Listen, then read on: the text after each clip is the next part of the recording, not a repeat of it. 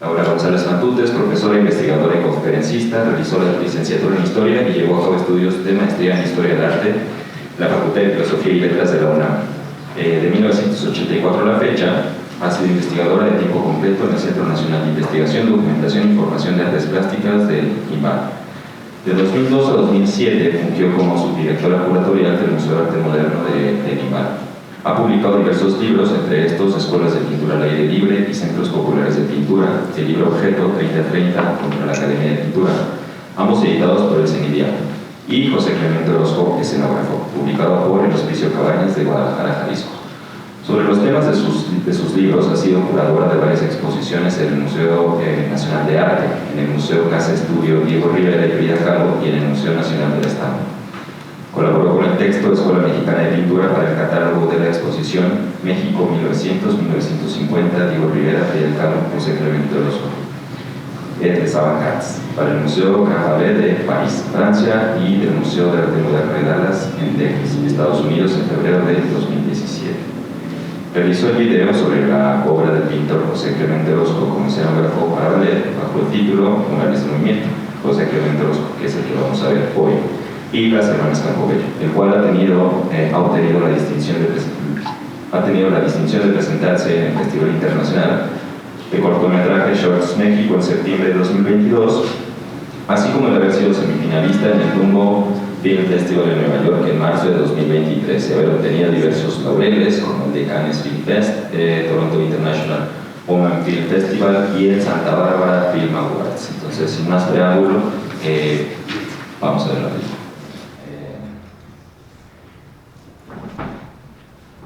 A mí me surgen muchísimas dudas de ver este documental, pero quisiera iniciar la conversación antes de abrir el micrófono para que el público que asiste pueda formular algunas preguntas. A mí me gustaría que nos platicaras, Laura, un poco del proceso de realización de este documental. Es decir, tengo la impresión de que es una investigación por la publicación de Orozco, escenógrafo, que tiene de largo aliento, es decir, es una investigación a profundidad a nivel iconográfico y que tiene acá, digamos, una salida audiovisual. No sé si nos podrías comentar un poco sobre el proceso de investigación y cómo se fueron sumando distintos esfuerzos de investigadores hasta concluir en este documental. Sí, cómo no, Joshua. Bueno, primero que nada, pues agradecer al Instituto Nacional de Bellas Artes, al Palacio de Bellas Artes y a todos los colaboradores y todos los que estuvimos en contacto para presentar este video el día de hoy. Y bueno, definitivamente también agradecer muchísimo al CENIDIA, que fue quien me apoyó en todo lo que fue la realización del video.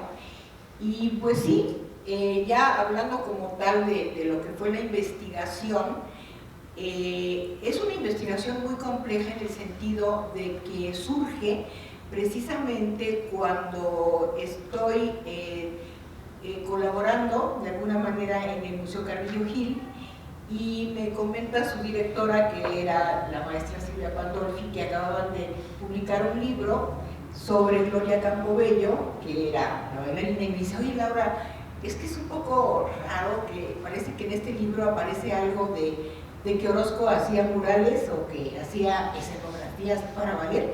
Si tú sabes algo, le digo: no, pues la verdad no tengo idea de nada de esto. Y ese es el punto que inicia, vamos a decir, la investigación de lo que va a ser el Orozco escenógrafo. E inmediatamente yo, pues me llama mucho la atención, veo las fechas, etcétera, me voy a la hemeroteca, empiezo a investigar y me doy cuenta de que sí, que evidentemente en la revista Tiempo, que era la que dirigía Martín Luis Guzmán y que, como vimos, pues era muy cercano a Nelly Campobello, empezaban a aparecer todas las crónicas del ballet de la Ciudad de México. Y ahí es donde voy yo encontrando precisamente pues los bocetos, las crónicas, en fin. Y esto me va llevando a toda esta investigación hemerográfica, en donde ya voy captando todo lo que estuvo ahí involucrado Orozco, no solo en el ballet como tal, sino inclusive, pues como ya se vio muchísimo con las hermanas Campobello, tanto en la cuestión dancística como en la cuestión literaria, y pues toda esta parte aparte, digamos, de su relación amorosa con Gloria, ¿no? Entonces, todo esto me lleva a hacer todo un análisis, una comparación de cómo Orozco, conociendo todos cómo es Orozco, sobre todo porque ha sido un pintor universal, expresionista, con todo lo que implica esta fuerza, esta profundidad, y que de alguna forma, como hemos visto en la historia del arte mexicano, comparado, que siempre se le ubica como los tres grandes, ¿no? Diego, Siqueiros, Orozco. Orozco es el más penetrante, es el más, dijéramos, profundo, que nos da toda una cosmovisión del arte muy, como dijéramos, muy controvertida, pero diversa, diferente, contrapuesta a esta, sí, colorido, alegría, mucho de nuestra mexicanidad que nos puede mostrar Diego, o esta parte muy política, muy socialista que nos da Siqueiros. Orozco es mucho más universal, mucho más penetrante, mucho más complejo. Y entonces me empiezo a dar cuenta que esta obra de Vallet de alguna forma pues cambia, ¿no? Es un Orozco festivo, es un Orozco alegre, es un Orozco con otras formas, inclusive esto que se dice, ¿no? Mucho va hacia lo moderno, hacia lo abstraccionista, hacia el expresionismo abstracto, que como se ve que tiene unas pinceladas así muy gestuales, muy libres, retoma coloridos muy aventurados, vamos a ponerle. Y que sí, claro, además pues en ese momento ya había surgido todo el abstraccionismo abstracto en Estados Unidos con Jackson Pollock y con William de Kooning, el mismo Mac Rothko, etcétera, ¿no? Entonces sí, empiezo yo a ver todo esto, y casualmente es en ese momento cuando empieza la investigación de que dónde está Nelly, porque pues yo estoy trabajando en Bellas Artes y estoy como muy al tanto de lo que está sucediendo. Y decían, es que parece que la maestra sí viene, pero no viene, pero viene una persona y cobra por ella y no sé cuánto.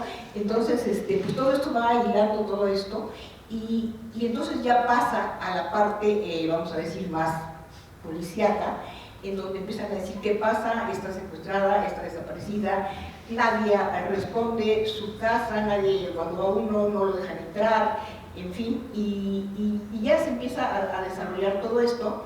Me empiezan a entrevistar, porque supuestamente yo sé algo de los telones o cómo eran, en fin. Y en este caso, por ejemplo, el reportero Juan Bautista, que está aquí con nosotros, es el que casualmente, él se da cuenta de todo esto porque tiene una relación muy cercana con el lugar donde desapareció Nelly, que es en Progreso de Obregón, en Hidalgo. Y él dice, bueno, ¿qué pasa? ¿Por qué va a este lugar? Es cuando ya descubren que ella sí murió, que está enterrada en este panteón de este lugar, y él se va a la casa de Ezequiel Montes y le dicen, está tomada por unos mazahuas, porque eran los que habían tomado la casa, y entonces dice, es que quiero pasar, no puede pasar porque aquí está tal y tal, ¿no? Pero finalmente le permiten que pase, y dice, pues ¿qué busca? Dice, pues hay por ahí arriba en un tapanco que acaban de descubrir, porque la casa está totalmente deteriorada y la están prácticamente destruyendo para habitarla, este grupo de mazahuas, y le dicen, ahí hay unos papeles, así, cartones, dice que. Entonces es cuando él sube, está ahí el camarógrafo, y descubre los telones. Entonces es verdaderamente todo un impacto para la prensa, para vamos a decir, el grupo cultural que ya está enardecido y que además no saben qué ha pasado, ¿no? Y así es como se va develando todo. Evidentemente eran los telones, finalmente los confisca la PGR, después tiene que llegar a Bellas Artes para ya ver que pues es un patrimonio artístico, y por lo mismo pues traerlos al Cencropam, que es el Centro de Restauración, y entonces es así como se va develando, y toda esta historia en la que pues sí, yo ingreso de una manera básicamente por el cauce del arte, y acaba en toda una tragedia policíaca y de desaparición y de secuestro, y que bueno, ahora lo podemos ver mucho más claro en el sentido de que ya tenemos toda esta historia de los secuestros y de los secuestros hacia la mujer, y en este caso pues es un asesinato. Se sabe que vivió horrores con esta pareja, y que la despojaron de todos sus bienes, porque sí, como lo dice Felipe Segura, en las hermanas Campobellos tenían un alterón así bárbaro de escenografías o sea, bocetos de escenografías y vestuarios de muchos artistas, o sea, de Montenegro, de Mérida, de Antonio Ruiz, en fin, y todo esto lo venden, todo esto lo dispersan y se pierde. Y los telones casualmente sí quedaron resguardados porque habían sido como, se ocultaron en esta parte de este tapanco. Y bueno, pues sí veo yo que es una parte muy interesante de Orozco, precisamente porque es un Orozco diferente, es un Orozco festivo, y que no obstante que es en la última etapa de su vida, pues como que renace, como que revive, como que vuelve a encontrar un sentido a su quehacer plástico. Y pues esto fue lo que dio. Primero dio como fruto un libro que me publicó el Hospicio Cabañas en Guadalajara, y ya después se hace esta propuesta de hacer este video con todo el material que se fue recabando durante todos estos años, que sí les puedo decir que fue 20 años capaz, que por ahí más o menos es lo que dura toda esta investigación. Entonces, pues con mucho gusto, si tienen alguna duda, pregunta, encantada. A mí, antes de cederles el micrófono, me gustaría solo puntualizar en la parte que comenta respecto al aspecto de la conservación de las obras, es decir, ¿no?, que esté resguardado en el Cencropam, de alguna forma asegura la preservación, ¿no?, por una parte. Por otra parte también, digamos, el acceso que podríamos tener como investigadores a esos acervos, también abre como un nuevo campo, digamos, de estudio, de interrogante respecto al acervo, digamos, del patrimonio artístico de México, ¿no? A mí me parece como un gesto muy simbólico la imagen que presentas en el documental, donde están desplegando los telones, como si fuesen una suerte como de autopsia, como un cadáver, y desde el momento de la revolución. Me parece como un gesto, digamos, por este contenido de carácter nacionalista que estaba representado en las obras, ¿no? Si no me equivoco, es una adaptación, la de cobertura republicana de 30-30, entonces me parece como un gesto bastante significativo, ¿no?, de un momento dentro de la historia de México en relación con la preservación de su patrimonio. Además, la figura de Nelly Campobello, una mujer coreógrafa, investigadora, escritora, me resulta fascinante cómo, digamos, este universo multidisciplinario que se desplegaba desde las artes escénicas, un poco me llamaba la atención como esta posibilidad que Orozco encontró respecto a la técnica, por ejemplo, el uso de la piroxilina que se empezó a dar hacia el final de su trabajo, pero también la posibilidad de iluminar sus mismas pinturas, o los que se conocen como rompimientos, esta noción como de perspectiva que en otros trabajos, digamos, no había podido explorar. Que de alguna forma es el título que le has dado a esta charla, Murales en Movimiento, ¿no? No sé si nos podrías comentar un poco respecto a ello, a esta noción de Orozco, este tránsito, digamos, este diálogo con las artes escénicas, cómo lo nutre, y al mismo tiempo nutre todo este otro campo, ¿no?, artístico, como es el de las artes escénicas y la danza. Pues sí, claro que sí. Bueno, con relación a cuando se encuentran los telones, sí es algo muy que mencionar, porque es muy interesante, que es la PGR la que los encuentra, lo encuentra el periodista, pero ellos son los que vamos a decir, lo recaban para llevárselo a las oficinas que se encontraban prácticamente en toda lo que es la Plaza de la Revolución, del Monumento de la Revolución, y tienen la gran virtud de que los mismos de la PGR los despliegan en toda esta gran plaza y se sube hasta arriba para grabarlos, ¿no?, y para sacarles las fotografías. Entonces esto fue maravilloso porque pues vamos después a tener contacto con ellos, no nos quieren dar nada, pero a la hora de la hora, pues sí nos dan este material, que incluso creo que hubo algo de video, pero mucho de fotografía, y pues bueno, sí, claro, video, pues aquí sale, ¿no?,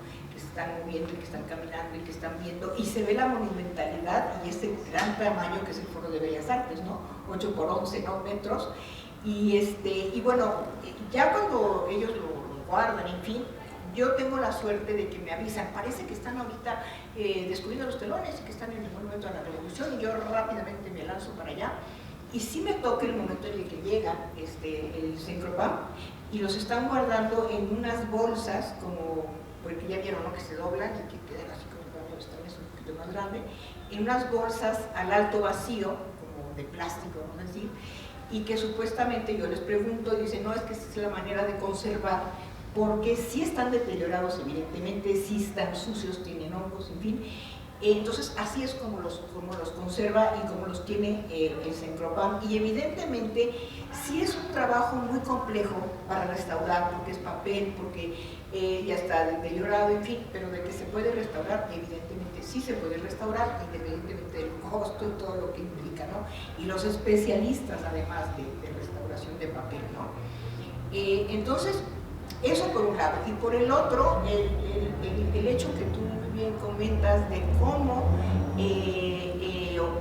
Orozco va a entrar a este mundo escenográfico y que para él es una maravilla porque él lo dice.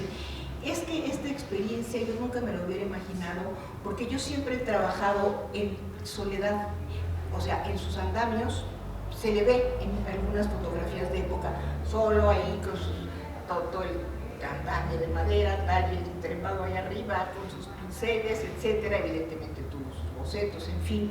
Dice, y de repente tengo esta gran oportunidad de ver mi obra en estas grandes dimensiones, pero iluminada, y esa iluminación le da una vida espléndida, pero además la música es algo que lo complementa maravillosamente, y las luces, la música y el cuerpo de las bailarinas y todo el movimiento. Entonces es como si mis murales tomaran vida, y entonces pues yo verdaderamente ha sido para mí algo extraordinario poder ver esto que no cualquier pintor muralista ha tenido esta experiencia, que es los murales vivos, llenos de color, llenos de gente, plenos de música, en fin. Evidentemente sí, un mural uno cuando va a la preparatoria o aquí arriba, no, pues sí, es maravilloso, extraordinario, la catarsis, la guerra, qué sé yo, pero verlo así, yo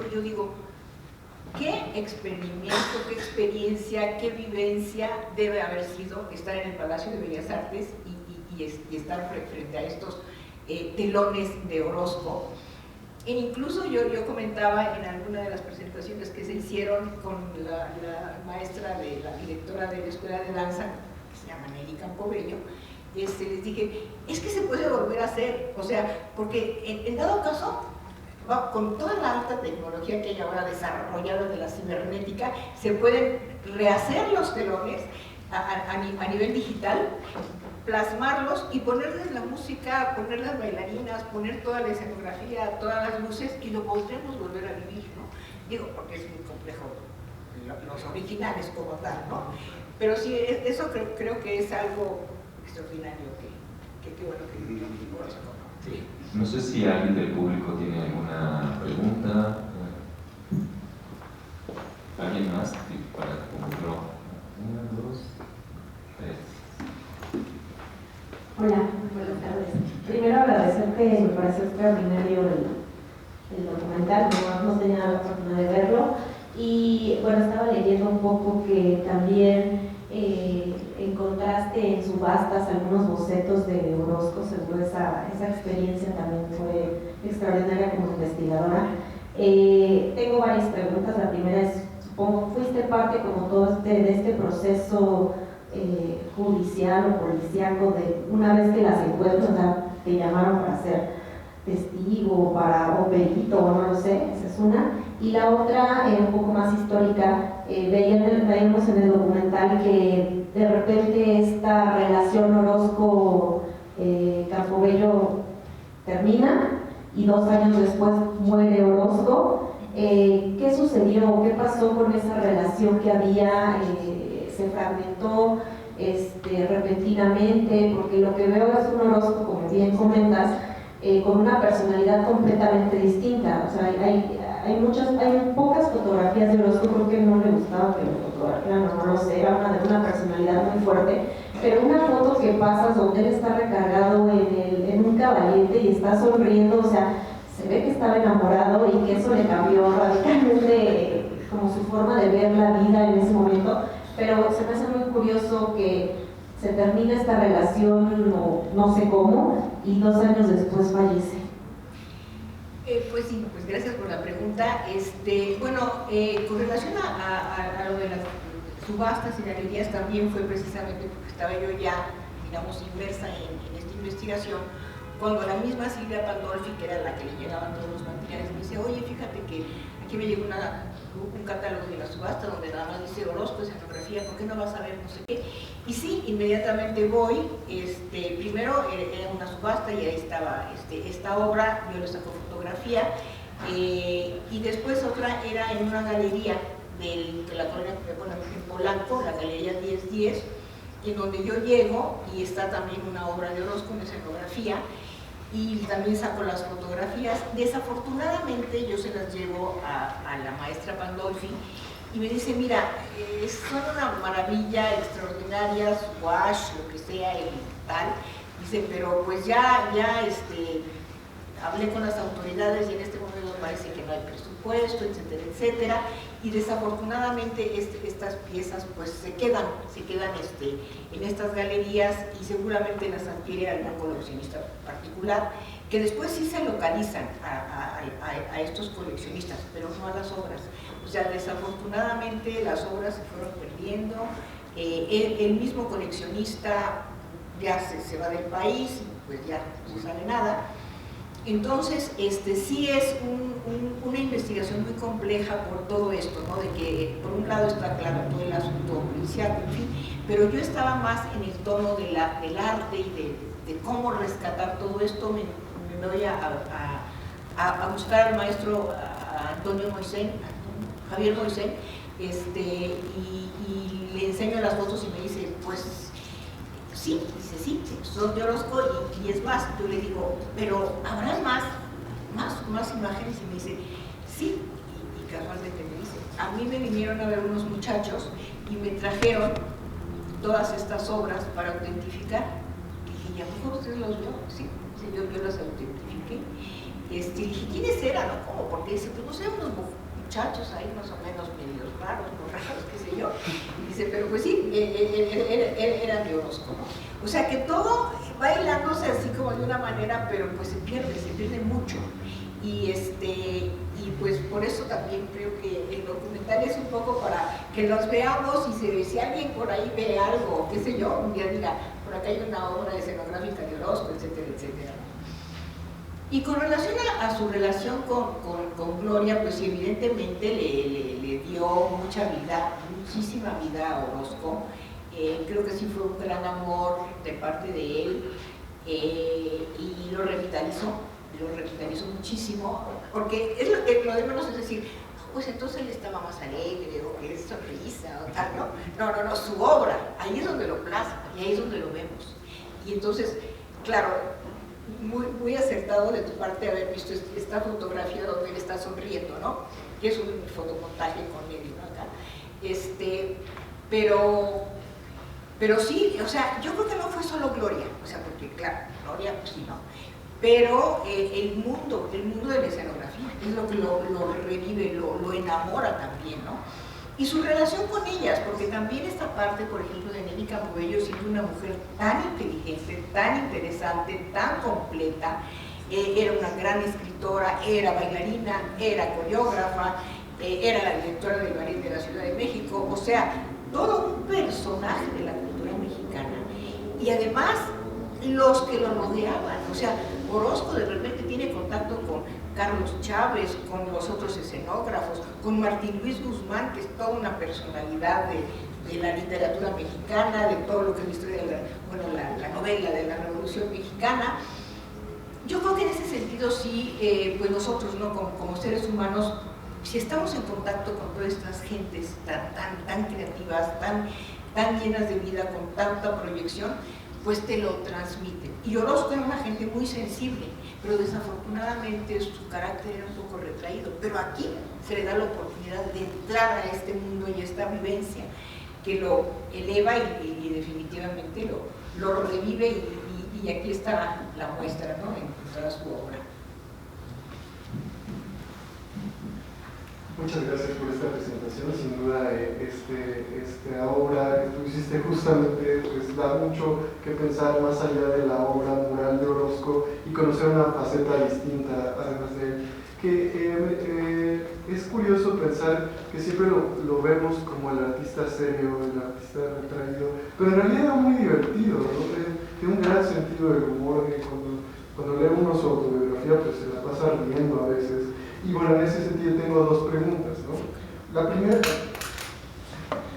tiene que ver con estas escenografías, gracias, ¿han sido expuestas alguna vez para el público? ¿Se han presentado en algún museo, etcétera? ¿O simplemente se encuentran resguardadas? Y la segunda es, se sabe que Orozco disfrutaba en ocasiones de asistir al teatro, ¿no? Por ejemplo, él narra en su autobiografía tanto el teatro en el periodo de la Revolución Mexicana y estos movimientos armados que existen, y también lo narra no solo escribiéndolo, sino también con algunas obras cuando tiene su estancia en Estados Unidos, ¿no? Entonces, ¿hubo alguna influencia ahí también del interés por incursionar en este otro tipo de disciplinas? ¿Encontraste alguna relación ahí? Sería interesante. Gracias. Bueno, con relación a lo que me dijiste primero, que era de, bueno, sí, que Orozco también tenía un sentido del humor muy ácido, muy crítico y que se ve en su autobiografía. Creo que sí, tienes razón, inclusive hay varias anécdotas que él cuenta de que la revolución fue toda una, como quien dice, un show, así, parábola del burlesque, y donde todo el mundo, muy a la manera quizá un poco de María Mazuela, de los de abajo, como todo un desastre que se hizo con relación a todo este movimiento armado, ¿no? Y pues su parte de cuando él está en Estados Unidos, en Nueva York, con el Delphi Studios y todo esto, con Almar Friedenfeld, más bien él sí incursionaba en estos lugares, pero eran más tipo centros un poco nocturnos y con otro tipo de... No es tanto que él se fuera a los grandes teatros como tal, sino más bien, así como cuando él era más joven y que empieza con toda esta etapa, por ejemplo, de lo que se llama la Casa de Lágrimas, de las casas de citas, de los prostíbulos. Él es una persona que va a ese mundo, a ese submundo, y eso le atrae mucho, y eso es lo que saca, ¿no? Entonces, toda esa serie de la Casa de Lágrimas de los años 11, 14, tal, y que después se los confiscan precisamente en su paso cuando llega a Estados Unidos, como en el 17, 18, porque lo ven como pornografía, ¿no? Entonces, todas las destruyen ahí, todo, ¿no? Y que pues es una pena porque era una maravilla de obra, de la cual ya había hablado José Juan Tablada. Entonces, pues no sé, creo que sí habría como que repensar mucho en este Orozco, que claro, evidentemente incluso estábamos platicando algo, Bielo y yo ahorita, de que tenemos esa imagen de él como muy osco. Sí era esta personalidad y seguramente tenía mucho que ver con su tragedia personal, ¿no? El haber perdido una mano, el haber explotado algo frente a él tan fuerte que le afecta la vista, y eso lo hace una persona un poco retraída, pero eso no dejaba de que evidentemente era un hombre pues, muy inteligente, muy profundo, que tiene una gran cultura y que pues que aquí es lo que estamos viendo, ¿no? Estos contrastes, ¿no? de su personalidad. No sé si más o menos te... Sí. Las escenografías sí se sí. Mira, lo de las escenografías, los telones, no. Pero existe los bocetos de escenografías y vestuarios que algunos precisamente estaban en el Carrillo Gil. Y me decía Silvia Pandolfi, ay, qué bueno que encontraste esto, porque nosotros no sabíamos ni qué era, o sea, ¿por qué cuatro niñas como que parecían enanitas, ¿no? O sea, ¿qué eran? Y esas enanitas, ¿qué hacen? Pues pues son las niñas del tal, ¿no? Y entonces eso es lo que es así como muy rico, enriquecedor, ¿no? De que vas encontrando y dices, oh, claro, esto, ¿no? Y luego pues también las semejanzas, ¿no? De ese Don Juan, ¿no? Así como que todo, muy apuesto, pero también está el otro, ¿no? Y que luego lo encuentras con todos estos terribles personajes de la guerra y de la corrupción y de todo esto. Y sí, les cuento una anécdota, por ejemplo, el Don Juan joven, así lo ha puesto, ese sí apareció. pero no voy a decir nombres, pero uno de los policías, del número de la policía que en ese momento estaba y que fue el que se encarga de recabar todo, él lo encuentra y le dije, ay no, le digo, ay teniente, yo no creo que era, démelo, ¿no? Pues ¿cómo que se lo va a quedar? No, yo lo voy a quedar, no se lo quede, no, sí me lo voy a quedar. Y de los secuestradores, pues el que fue el autor actual intelectual, que es Enrique Fuentes León, que es un gángster terrible, así que tenía un historial tremendo, él murió hace ya como 2 o 3 años. Cristina Belmont acaba de morir también hace relativamente poco y solo queda Claudio Niño, el que sale tras las rejas. Ya es un hombre muy mayor, pero pues ya nunca se les volvió a perseguir ni se les vuelve a llamar para nada. Entonces pues sí queda impune, vamos a decir. Realmente fue una tragedia muy terrible que quedó impune. Y bueno, lo que me preguntas es que si de alguna forma se retomaron o algo de estas escenografías o temas para nuevas puestas en escena o algo, creo que no, creo que han sido más bien otras vertientes muy interesantes y maravillosas en lo que es la historia del ballet nacional y todas las propuestas revolucionarias, nacionalistas, etcétera, pero no creo que sean exactamente que vengan de la influencia de la escuela de Nelly Campoy. Creo que ya se fueron por otra vertiente, de Guardín, de Ana Sokolow, de todos estos nuevos, pues las nuevas escuelas de danza nacional en México. Bueno, sí, una última pregunta. Sí, porque más que preguntas son 2 comentarios.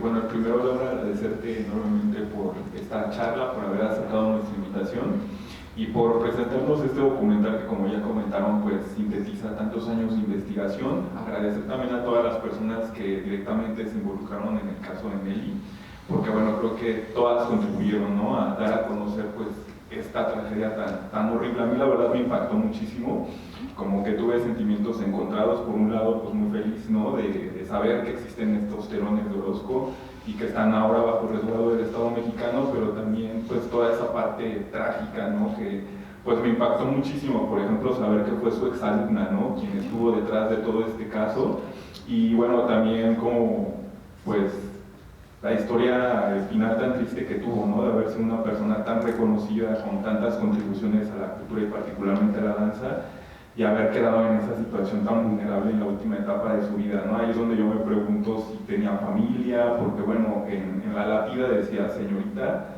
me imagino que no se casó, la verdad lo desconozco, pero me impacta muchísimo, ¿no?, que bueno, no es el único caso de artistas que han hecho muchísimo por la cultura de este país y que tristemente terminan en el abandono, ¿no? Y en el caso de Nelly, pues bueno, con estas personas tan horribles, ¿no?, que se aprovecharon de esa situación y que bueno, finalmente la despojaron, ¿no?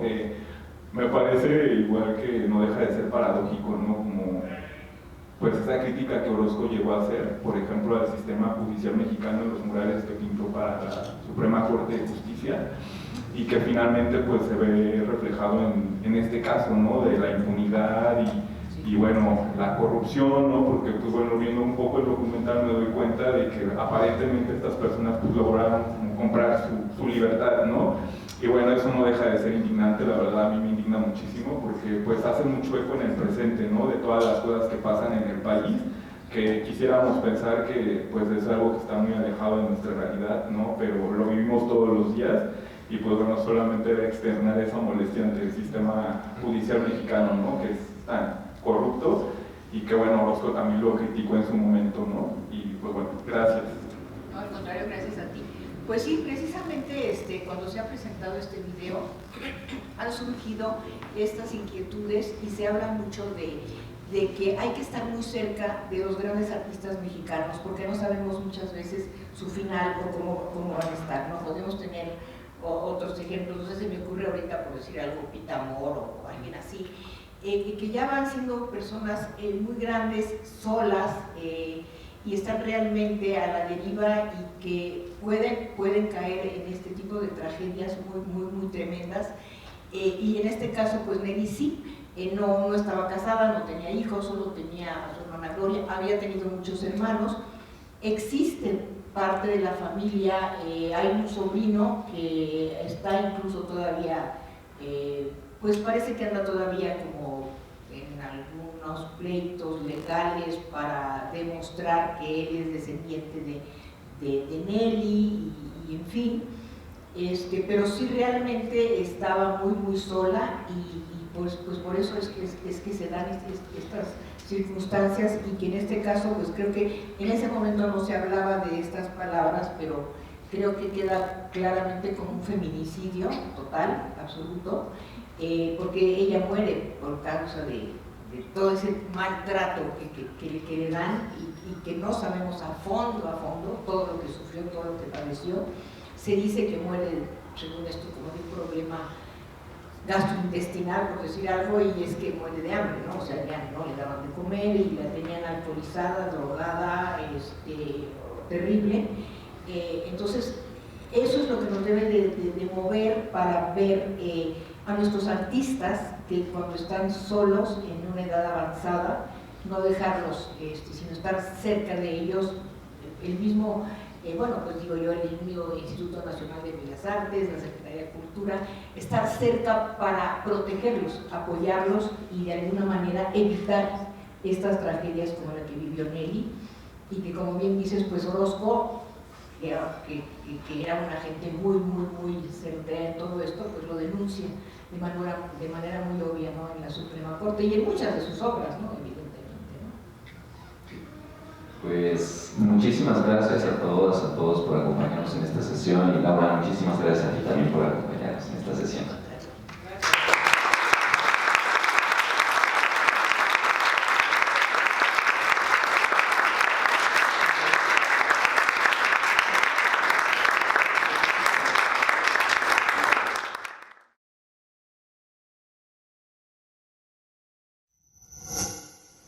Gobierno de México.